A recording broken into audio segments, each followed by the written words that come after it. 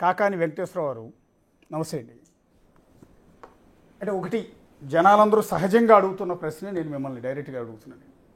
Almost మీ కోడలు మీ కూతురు లాంటిది, మీ మీద మీ అబ్బాయి మీద అనేక రకాల ఎలిగేషన్స్ ఇన్ని రోజుల నుంచి ఇన్ని వారాల నుంచి చేస్తుంటే ఎందుకు ఇంతవరకు మీ అబ్బాయి కానీ మీరు కానీ నోరు విప్పలేరు? ఇప్పుడు ఫ్యాక్ట్స్ చెప్పిన ఆమె అబద్ధాలనే లేకపోతే మేము ఒకటి చెప్తే దానికి కౌంటర్ ఆమె ఇచ్చి, ఆమె కౌంటర్కి మేము కౌంటర్ ఇచ్చి, మా కౌంటర్కి ఆమె కౌంటర్ ఇచ్చి, దీన్ని ఇది కుటుంబ సమస్య. 4 గోళ్ల మధ్య పరిష్కరించుకుని కుటుంబాన్ని చక్కదోసుకోవాల్సిన విషయం ఇది. అలాంటిది దీన్ని ఎలాంగేట్ చేసి ఇంకా ఇప్పుడు ఆమె మాట్లాడితే మేము మాట్లాడకపోతే ఎలాంగేషన్ లేదు. ఆమె మాట్లాడిన దానికి మేము వచ్చి కౌంటర్లు చెప్పి, మాకు ఆమె కౌంటర్లు చెప్పి, ఆమెకు మేము కౌంటర్లు చెప్పి, ఇది ఇంకా ఇంకా ఇంకా రప్చర్ అవ్వటం తప్ప దీంట్లో ఏమీ ఉపయోగం లేదు. ఒకటి. రెండవది, మీరే అన్నారు కూతురు బిడ్డ అని, ఓ పిల్లోడిని ఎత్తుకుంటాం. ఎందుకంటే ఆమె మరి ఆ తండ్రి పెంచినా నేను పెంచినా సంటిబిడ్డ, మాకు సంటిబిడ్డ కాడి నుంచి పెరిగిన ఏజే అమ్మాయిది. పిల్లోడిని ఎత్తుకుంటే ఏం చేస్తాడు? ఎదురు మీద తంతాడు, మొహం మీద ఉచ్చబోస్తాడు. మామూలుగా మొహం మీద ఉచ్చబోతే చాలా నేరం, కానీ బిడ్డ ఉచ్చబోతే సంతోషం. గౌతమి కూడా అలాంటిది. నాకు నన్ను తిట్టిందో, నా ఎదురు మీద తన్నిందో, నన్ను కామెంట్ చేసిందో చేసింది. దానికి నేను మళ్ళీ నన్ను మీడియా వాళ్ళు అడిగారు, మీరు ఆ అమ్మాయిని కామెంట్ చేయరేంటని. ఏమని కామెంట్ చేయను? నా కుటుంబం డైవర్స్ అయ్యే వరకు అవి నా కోళ్ళు, వాళ్ళు నా కుటుంబం. మా విపరాలనన్నా, మా ఇయ్యంకుడినన్నా, లేకపోతే ఆయన తోబుట్టు మా అమ్మాయిని ఆమె మగాళ్ళతో తిరుగుద్ది, బ్రోతలో లేకపోతే పబ్బులు తిరుగుద్ది, ఏయో చెప్పింది. అమెరికా నుంచి వచ్చింది ఆ అమ్మాయి. మా ఆవిడ్ని 60 ఏళ్ళు ముట్లేండిపోయి 10 ఏళ్ళు అయింది. మేము హనుమాన్ జంక్షన్లో కోట్లు ఖరీదు చేసే టెంపుల్ మేము వైశ్యాసు కలిపి పెట్టించుకున్నాం. దానికి శాశ్వత ధర్మకర్తలం. చైర్మన్ అన్ని టెంపుల్స్ మారుతారు, మేము మారం. మేము పర్మనెంట్. ఆ గుడిలో జరిగే వ్రతాలు, సత్యనారాయణ వ్రతాలు, స్వామి వ్రతాలు, వెంకటేశ్వర స్వామి వ్రతాలు, గౌరీదేవి వ్రతాలు, ఇవన్నీ స్నానం చేసి భక్తుడు అక్కడికి వస్తే తక్కిన అరేంజ్మెంట్స్ అన్నీ మా డబ్బులతో చేసి సంవత్సరానికి ఎన్ని లక్షలు ఖర్చు అయినా చేస్తా ఆమె గారు ఆ భక్తిలో ఉంటుంది. ఎవరు? మా మిస్సెస్. ఓకే. నేను ఆమెతో పోల్చుకుంటే అంత మంచివాడిని కాదు. ఎందుకంటే నాకు హ్యాబిట్స్ ఉన్నాయి. సిగరెట్ తాగుతాను, మందు తాగుతాను, హ్యాబిట్స్ ఉన్నాయి. అఫ్కోర్స్ లిమిట్ ఏమున్నా నాతో కంపేర్ చేయకూడదు. ఆమె పతివ్రత, మా మిస్సెస్ అనే ఆమె పతివ్రత. ఆమె పూజలు చేసుకుంటుంది. ఈమె ఏమంటుంది? పూజలు చేస్తుంది, వ్యభిచారం చేస్తుంది, ప్రాసిక్యూటు, లంజులకి పక్కలేస్తుంది. అదొక లంజా.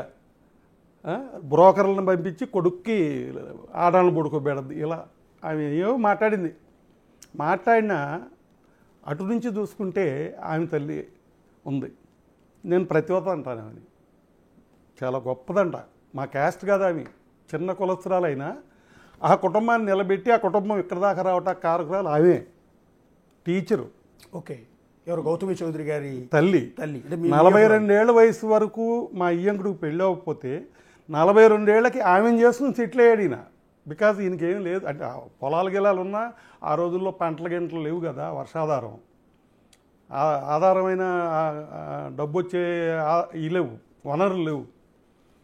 ఆమె main pillar of the family. ఆమెను ఏమనాలి? నేను కామెంట్ చేయనా? మా అభిప్రాయాలని నా చెల్లె ఉద్ది. నాతో విరోధమైనా, గౌతమి నాతో విరోధపడినా ఆమె మహాసాధ్యం అని చెప్తా. నా ఆవిడ లంజని చెప్పుద్ది, చెప్పుకోనిండి, అది నాకు తప్పు కాదు. కానీ నేను ఈ వయసులో గౌతమి మా కోళ్ళగారు ఏదైనా మాట్లాడచ్చు, ఎందుకంటే వయసులో చిన్నవి. రేపు నలుగురిలో కూర్చున్నప్పుడు నేను కూడా మాట్లాడితే, చిన్నపిల్ల మాట్లాడిందా తెలియక నీ 65 ఏళ్ళు వచ్చినాయి, నీ బుద్ధి ఏమైందని అడుగుతాను నన్ను. అలాంటి స్టేజ్లో టీవీల దగ్గరికి వచ్చి ఉందని చెప్పి నేను ఎదురు కామెంట్లు పెడితే ఎంతవరకు సమంజసం? ఫ్యామిలీ విషయం ఇది. ఏదన్నా క్రిమినల్ అవ్వాల్సిన డ్యామేజ్ అయిపోయింది కదా మీకు, అవలేదా? ఇవాళ మీరు చెప్తున్న దాని ప్రకారం హనుమాన్ జంక్షన్లో కృష్ణా జిల్లాలో ఒక పెద్ద మనిషి కాకాని వెంకటరత్నం గారు, సారీ కాకాని వెంకటేశ్వరరావు, కాకాని వెంకటరత్నం గారి బంధువులు మీరు. కాకాని వెంకటరత్నం గారు ఎంత పెద్ద నేత అనేది అందరికీ తెలుసు. ఇప్పుడు అలాంటి ఫ్యామిలీకి చెందిన మీరు, మీ పరువు అంతా ఈరోజు బజార్న పడిపోలేదా? దానికి నేనేం చేయను? ఇప్పుడు నాకు వెళ్ళను మా అబ్బాయి, నా ఫ్యామిలీకి వెళ్ళను మా అబ్బాయి. వీడు ఎదవ కాకపోతే తండ్రి చెప్పిన మాట వెళ్ళా, తల్లి చెప్పిన మాట వెళ్ళా, 5-6 ఏళ్ళు పెండింగ్ పెట్టాం ఇష్యూని. మా కజిన్ సిస్టర్ అమ్మాయితో మేము ఆల్రెడీ ఫిక్స్ అయ్యాం. వాళ్ళు చాలా బలవంతులు. ఎలా బలవంతులు? పొలిటికల్గా పబ్లిక్లో ఇమేజ్ ఉన్నాళ్ళు. వాళ్ళు మేము కలిస్తే మా కాన్స్టిట్యున్సీలో మాకు తిరిగేలేదు. మా కుటుంబ బలం పెరిగేది. డబ్బు కాదు, డబ్బు అఫ్కోర్స్ ఆ పాప హైదరాబాదే ఇచ్చారు, 200-300 కోట్లు ఇచ్చి హైదరాబాద్ ఇచ్చారు ఆ పాపని. డబ్బు కాదు అక్కడ, నైతిక బలం, మా కుటుంబ బలం పెరిగేది. అలాంటిది నాశనం చేసింది ఎవడో? ఈ అదవ మీ అబ్బాయి. ఎందుకు అని మీరు ఆ అమ్మాయి సంబంధం చూస్తే చేసుకోలేదా? మరి ఫిక్స్ అయిందాన్ని సూసైడ్ కమిట్ అవుతానని కమిట్ అయ్యి మత్తు బిళ్ళలు మింగితే ఏలూరులో హాస్పిటల్లో పెట్టి తీసుకొచ్చాం. తీసుకొస్తే ఏంట్రా బాబు అంటే, నేను ఈ అమ్మాయిని తప్ప జీవితంలో ఇంకొక అమ్మాయి జోలికి వెళ్ళను, మోసం చెయ్యను, నాకు ఆ అమ్మాయి కావాలి.